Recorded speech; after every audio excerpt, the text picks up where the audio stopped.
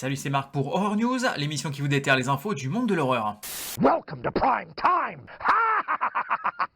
Une série animée Alien vs Predator serait dans les archives de Disney depuis quelques années.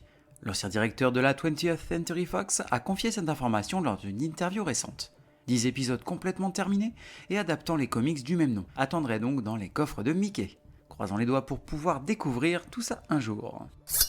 Restons dans l'animé puisqu'une série animée intitulée Skull Island devrait voir le jour en juin sur Netflix. On y suivra une équipe d'aventuriers atterrissant par hasard sur la fameuse île du crâne avant d'y faire la rencontre de ses habitants et autres créatures dont le roi Kong. Après Winnie l'ourson et le Grinch, la prochaine figure enfantine à passer au traitement horrifique sera Cendrillon. Le film sera intitulé Cinderella's Curse ou La malédiction de Cendrillon et devrait sortir en octobre.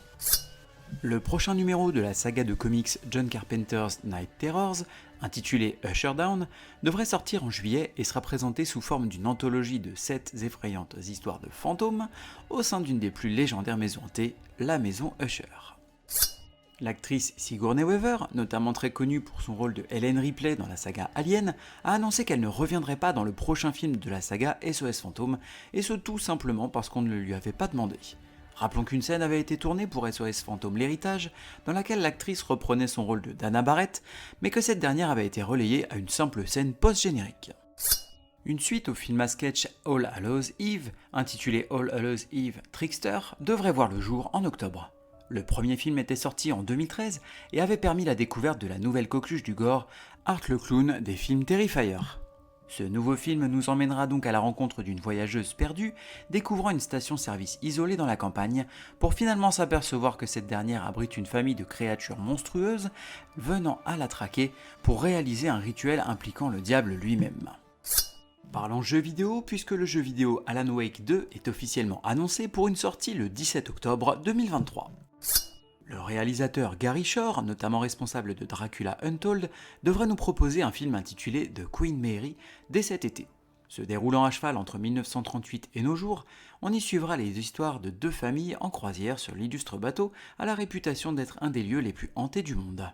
Où avez-vous caché ce bébé? Mais quel morceau? Côté cinéma, on va avoir Renfield. Renfield est donc l'assistant torturé du maître le plus narcissique qui ait jamais existé, Dracula. Renfield est contraint par son maître de lui procurer des proies et de pourvoir à toutes ses requêtes, même les plus dégradantes. Mais après des siècles de servitude, il est enfin prêt à s'affranchir de l'ombre du prince des ténèbres, à la seule condition qu'il arrive à mettre un terme à la dépendance mutuelle qui les unit. Sortie prévue le 31 mai.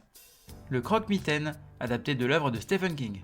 Une jeune lycéenne et sa petite sœur sont encore sous le choc de la mort récente de leur mère.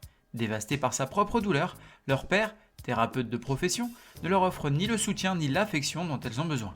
Lorsqu'un patient désespéré se présente à l'improviste à leur domicile pour demander de l'aide, celui-ci fait entrer avec lui une terrifiante entité s'attaquant aux familles et se nourrissant de leurs plus grandes souffrances. Sortie prévue le 31 mai. Je suis Buffy, la tueuse de vampires, et vous? Côté streaming, on va avoir une grosse programmation loup-garou. On va commencer avec le loup-garou de Londres sur Shudder. Deux étudiants américains passent des vacances dans la campagne anglaise.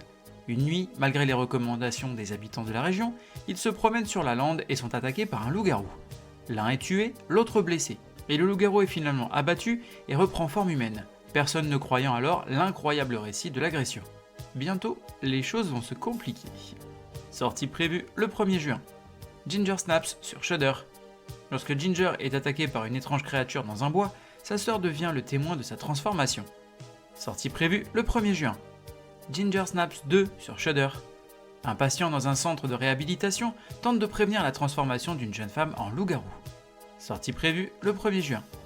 Hurlement sur Shudder. Une série de meurtres effroyables terrorise la population de Los Angeles. Une jeune journaliste de télévision va alors mener sa propre enquête. Sortie prévue le 1er juin.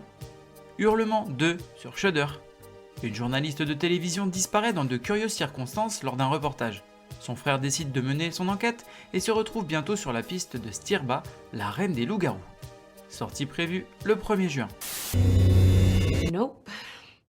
Côté livre, on va avoir Le fantôme de l'hôtel décrépit, tome 2, par Josh Lanyon. À Los Angeles, un peintre et un vétéran viennent à la rescousse d'Horace Daly, la vieillissante, excentrique et légendaire star de films d'horreur.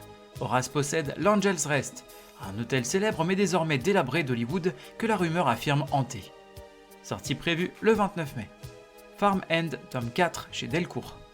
Jedidiah Jenkins est agriculteur, mais il cultive des organes humains plug and play, à croissance rapide, capables de réparer les corps. Malheureusement, les étranges substances qu'il utilise ont quelques effets secondaires. Au fond du sol de la ferme familiale Jenkins, quelque chose de noir a pris racine et commence à grandir. Sortie prévue le 31 mai. Le Fléau, tome 6 chez Delcourt, adapté de l'œuvre de Stephen King. Contraints de s'enfuir d'une base militaire ultra secrète, Charlie et sa famille ignorent qu'ils emmènent avec eux un virus ultra contagieux, source d'une pandémie qui signera la fin de l'espèce humaine. Quelques survivants s'organisent et veulent rejoindre Mère Abigail, qui leur apparaît en rêve, tandis qu'œuvre dans l'ombre l'incarnation du mal, Randall Flagg. Sortie prévue le 31 mai. Donne-moi le pouvoir, je t'en supplie. Côté jeux vidéo, on va avoir System Shock Remake sur PC. Battez-vous pour votre survie dans ce FPS se déroulant dans les profondeurs de l'espace. Sortie prévue le 30 mai. Shame Legacy sur PC, Xbox et PlayStation. Survival horror à la première personne, se déroulant dans un village cultiste, vous devrez compter sur votre furtivité pour survivre. En résolvant des énigmes, vous découvrirez le mystère qui vous hante et vous pourchasse. Sortie prévue le 30 mai. Décarnation sur PC et Switch. Jeu mixant l'horreur et l'aventure sur un rythme haletant avec un univers de fantasmagorie qui envahit le réel. Explorez des méandres terrifiants et sublimes, résolvez des énigmes cryptiques et affrontez des monstres tout droit sortis des sombres recoins de votre âme. Sortie prévue le 31 mai. Killer Frequency sur toute plateforme. Aventure d'horreur à la première personne dans lequel vous incarnez un animateur de radio nocturne. Résolvez des énigmes, sauvez des vies et contrôlez le standard. Le tout rythmé par un jukebox avec ses tubes des années 80. Sortie prévue le 1er juin. Homebody sur PC. Jeu de puzzle et d'horreur axé sur un groupe d'amis hantés par leurs souvenirs et traqués par un tueur indéfectible. Allez de l'avant ou mourrez en essayant. Sortie prévue le 1er juin.